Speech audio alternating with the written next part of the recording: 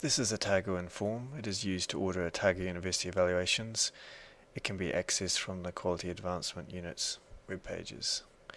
To start, click Request New Questionnaire and enter with your university username and password. If this is your first time logging in, check that your details are correct. If, for example, you need to enter a new department, do so here. Click the plus button and then select it from the drop-down menu. Any change you make in Otago inFORM is saved automatically. Click the home button again, and now we can request a new questionnaire. Here you have 4 options. You can start a new blank request, copy from a past request which you have submitted, continue a request started earlier but not yet submitted, or start a new request from a template you have added to your favorites. Let's start a new blank request. A number of questionnaire templates are provided for you, some of which have been designed by course coordinators for specific staff. To use your own questions, click Default Questionnaires. You can start your questionnaire with either the paper core or teacher core questions already added, or click Blank to begin your questionnaire with no questions. When you've chosen your template, click it on the right, or use template above to move on, and here on the right you see some features of Otago inFORM. You can click check out at any time to see what still needs to be completed, such as adding the title and questions. To add questions, you can add the core teacher question set by clicking the pink box, or the paper core question set by adding the green box.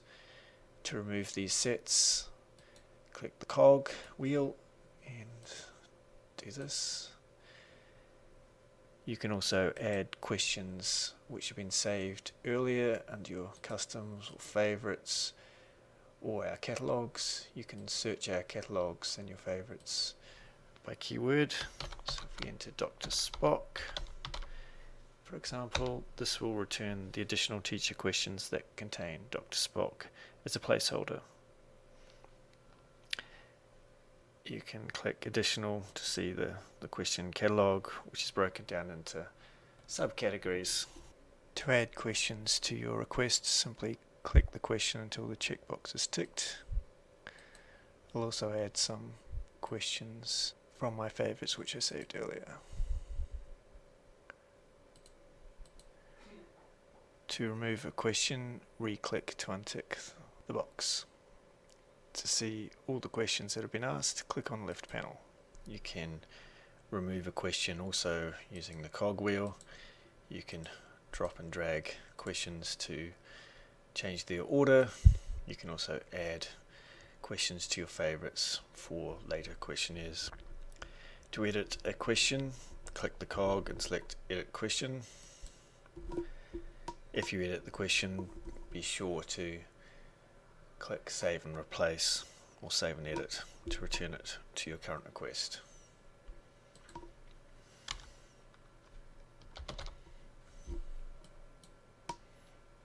You can also create your own custom questions. I've described this process in a separate video.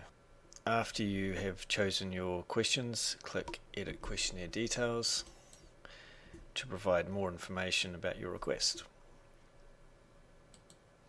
Give the questionnaire a title.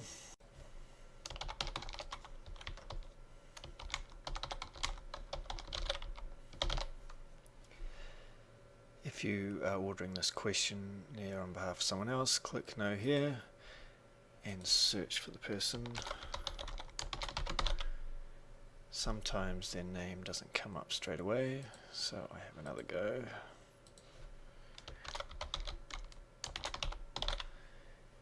If they have multiple usernames, choose the one ending P, that's their staff ID.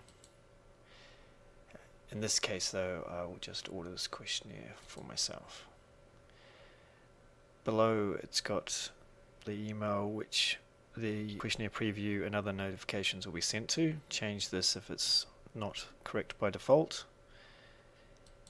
Here you enter a name which will substitute for Dr. Spock if Dr. Spock is a placeholder in some of the questions that you've selected. Please enter it even if you haven't selected any Dr. Spock questions. Update your department location as needed, and if asked, specify up to 3 main teaching types that relate to the questionnaire. Then click checkout, which you can see is blue, so everything is happy and ready to go. The text here appears in the email invite to students and at the top of the online questionnaire alongside the questionnaire title. So if the questionnaire relates to multiple conveners, you can make participants aware of this here.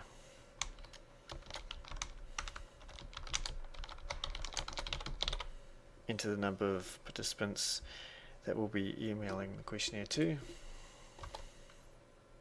If you are evaluating multiple streams or groups, click I wish to evaluate my participants in multiple groups and streams and would like a separate report for each group and stream. I've described this process in more detail in another video.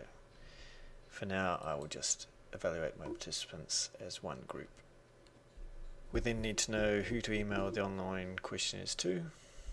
If the email list is an entire paper code for a particular period, you can likely ask us to use their student emails from an eVision list.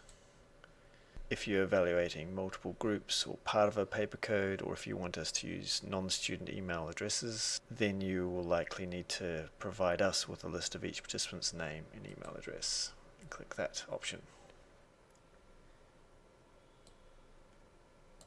Enter the questionnaire start date and time. The questionnaire will be emailed to participants on the start date and time and will no longer be available after the end date and time.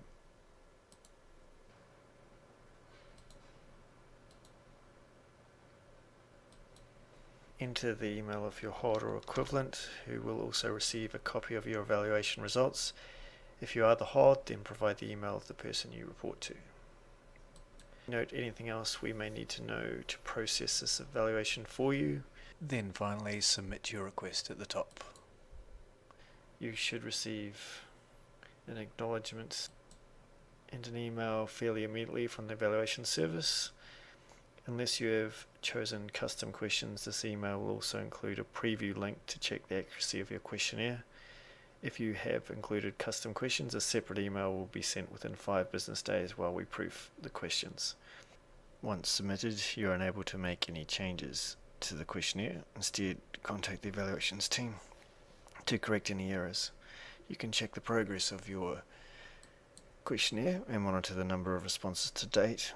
Here is the questionnaire that we just requested. Here it shows that 0 out of the 40 have responded. You can also click here to see a preview of the questionnaire. You can see that the Dr. Spock placeholder has been swapped out with my name. And that's all you have to do.